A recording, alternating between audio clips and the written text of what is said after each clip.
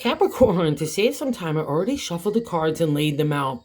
So I'm using a 10 card spread that allows you to look at past, present, and future influences. And this month is all about taking a deep breath, getting into a place of balance, believing yourself, believing in your self-esteem, believing in your self-confidence, giving yourself an extra dose of self-love, and most importantly, believing in your mindset that matches your heart. Okay, this is that month that's going to take you forward in new ways that you've been planning for a long time. But the thing is, you're kind of blocking your own energy from moving forward because you're putting a lot of blame on yourself. And especially in the area of family and home and even work, okay? Anywhere you're trying to take care of people or having a viewpoint where you want to be an emotional or spiritual support, even financially too, you just got to cut yourself some slack here because you're doing a really good job. Especially if you're a parent or a family caretaker in any way for the people that you love, this gets an extra dose of good karma, okay? So that kind of negative narrative in your mind and your heart right now, and it kind of abusive to yourself, you need to cut it out because it's blocking your creative energy that's kind of knocking at your heart, saying, let me in. All right, let's get into why I'm saying it's going to be a really good month if you could kind of just get out of your own way, Capricorn. And I mean that with love and respect. Okay, let's get into it. That first card placement, the general gist of the whole overall reading is the Two of Pentacles. And the Pentacles is ruled by Capricorn. You're an earth sign, and it's the material world represented in tarot.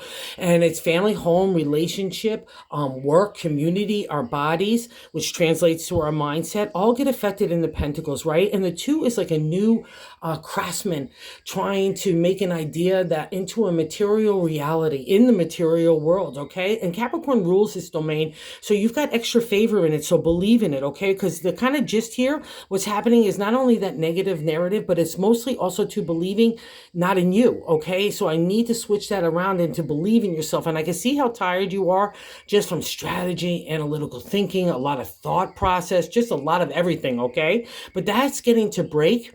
And it's also, most importantly, that's paved the way for this new opportunity and potential that's kind of laying out in front of you. So while it's been tough, it was also for purpose and for your betterment, okay? And the reason why I say that is that second card is the crossing card, like what's not allowing the Two of Pentacles to really manifest. And it's the Ten of Swords, which is the completion journey in the minor arcana of our thoughts. But to the ancient tarot, it was really about our journey for ourselves, our identity, how we want to live our life, who I want to love, how I want to work. Everything is the whole kit and caboodle, okay? That's the Swords journey. And you've been fighting for your identity for so long, the way you want to do things, and figuring it out along the way. How does your personality gel with this situation and people? And that's part of the process of the Swords. But it's a congratulatory state for you. Even though you're really tired and kind of mentally exhausted, God and justice is standing over you, all right? And it's your way of saying, or their way of saying, I've got your back, Capricorn. So you take a breath, take a little moment to enjoy yourself. Most importantly, if that's what you need to get your balance back, go get some time out there with Mother Earth, because that's how we connect as earth signs. I'm one as well. And let's give ourselves a lot of props here to pat ourselves on the back for the journey well done, okay? It's taken its toll on you, but God in the universe look at you in a completely different light, and I want that light to kind of beam on you and be taken in so you could believe in it as well. And I can see you've got lots of obligations, and that's what God is telling us in that third placement. And that's probably why, in addition to being so tired, the Chariot is a major arcana card. And in modern day tarot, I could handle anything. I could like multitask. I could take care of opportunities and potential and take care of this one over here and that one. But the thing about the Chariot, it could really play with our mindset because it could be really overwhelming. It could feel like some of those obligations or responsibilities are burdens. And that's the thing about the Chariot. But when it appears in a reading, for me, it means, especially in such a big placement of that third one of God's answer to us and how to navigate the month, it means you have the ability in the mental agility.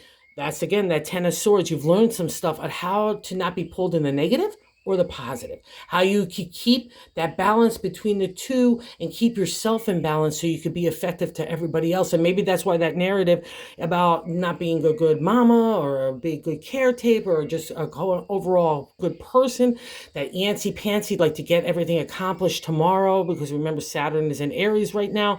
So it's like, and again with the Two of Pentacles, you want to start new stuff, but it all comes about being you balanced, okay? That's the thing about the Chariot, and it all starts in our mind, right? Whatever starts up there is going to affect our words, our actions, our attitude, our approach. And that's the thing about the Chariot. In older decks, you won't even see the Chariot driver holding onto the reins because he has that much mental agility and power that he can control it so much he's not swayed in one way or another, right? That's how life is. The one, the negative and positive. We need to get that balance, right? And like Buddha said, how do you stay balanced in the midst of chaos? That's kind of what's been your theme for a long time. But now the karma and the good luck is coming your way. And I really need you to believe in yourself because of the fourth, and you do. I say I run apart here.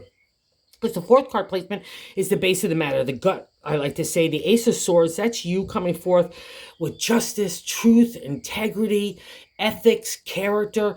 She emerges, even though she's youthful energy as the Ace, and she begins the, kind of journey of the swords and the minor arcana. But I always see her a lot of times, or I always see her really after a lot of trying times that we're emerging out of that new identity, and we want to apply our thinking the way our personality is and our attitude is, right? So you need to trust this, especially in the gut, because it's stirring within you anyway, all right? So trust this aspect of you because it's you emerging with a real truthful attitude and more importantly, doing you. So, and you, what's interesting too, maybe why the antsy-pantsy of getting things done in the past, reflection of the fifth card placement is the Three of Wands. It's a beautiful card, especially for a Capricorn, because his three is a celebratory state in the creative, right?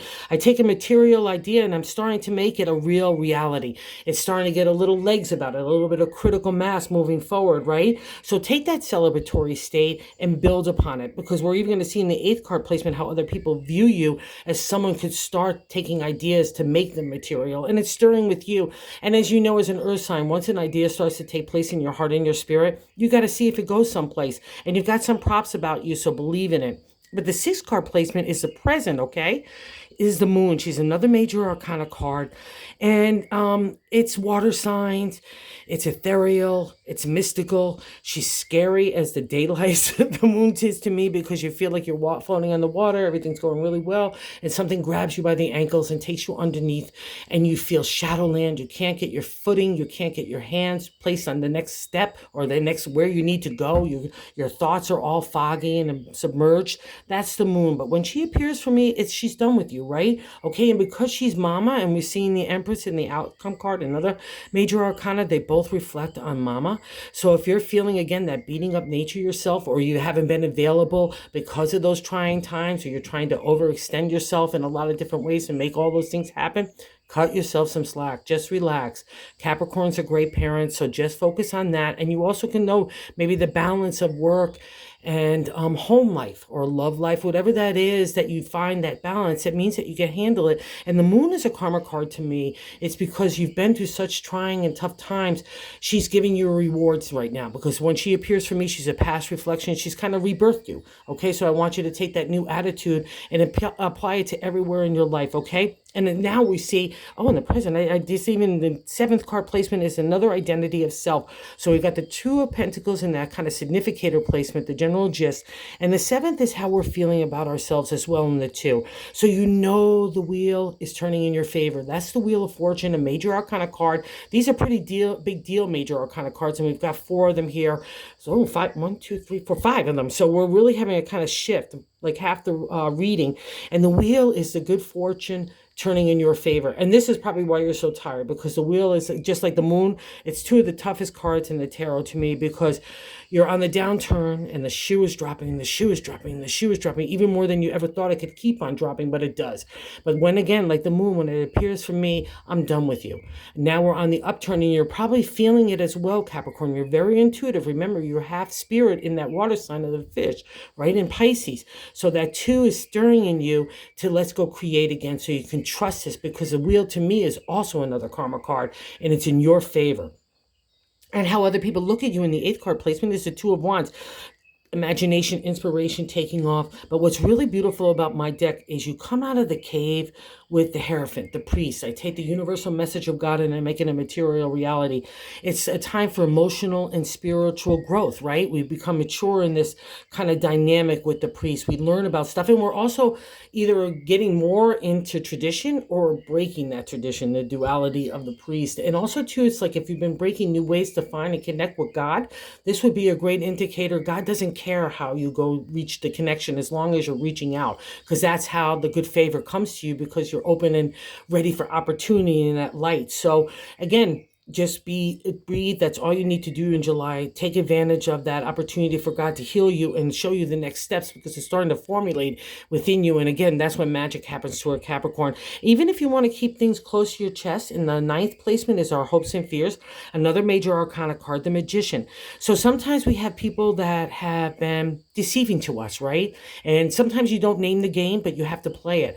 And the Magician gives you all the skill set and reminder that you have the ability for heart, okay, of the cups, the pentacles for money and family and home and community in your own body, and the swords for intellectual thought, right? And the wands for imagination, inspiration, taking off, sitting on top of that two of wands.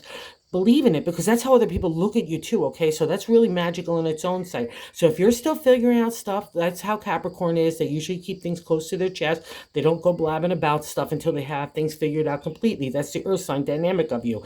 But again, that spiritual connection needs to be influenced as well in that kind of decision making, all right? And I'm going to get to more into that in a second. I can't just let the intellect take the day, right? That's the Chariot's reflection as well. I need a balance of heart and head, okay? And the Magician gives you the skill set.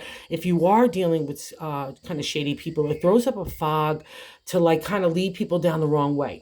So if you need some cover, the Magician is your favor. So don't be afraid of that kind of dynamic. If you have to deal with it, just deal with it honestly and truthfully and with integrity. And maybe that's why the ace is appearing at the bottom of the reading saying, trust yourself, trust your integrity, do what you got to do to make whatever is right, okay? And here in family, in the 10th is the outcome card, the Emperor, another major arcana, Mama. And she's like Mother Earth, the season. Sometimes in spring and summer, hey, guys, all fun. Other times, watch out, here comes winter. And we've got that other dynamic of not so niceness, okay? So cut yourself some slack. That's a reminder of that. Be nurturing to yourself, because that's where it starts first. That self-love breeds that attitude of love and compassion and gratefulness, right, in our heart and our mouth and our brain, right? And the Empress is that. So be nurturing. Don't feel like you can't be loving, or that you're being pulled in too many different directions, especially with the Chariots in there. It means that you all have all the skill set, and people look at you as a magical being that can make imagination materialize. So that's pretty cool. And I guarantee the people that are closest to you and love you are thinking the same way. And here we have in the bonus card is the Eight of Swords, the rejuvenation, refresh, restart in the area of our thoughts. But it doesn't feel like that at all. It feels like the gerbil wheel of hell. And the only one that can get that off of that wheel is you. So that's where that balance comes in. That's where that refresh and restart comes in. When you break that stranglehold of the negative, see how all those furies are on the other side of the swords are not going to hurt you. And there's God and justice, just like in the 10th. So let's not take it. Well, we've obviously taken it all the way to the 10th. So break this stranglehold. That's kind of the key. You've got the balance. Don't look at things as a burden or an obligation.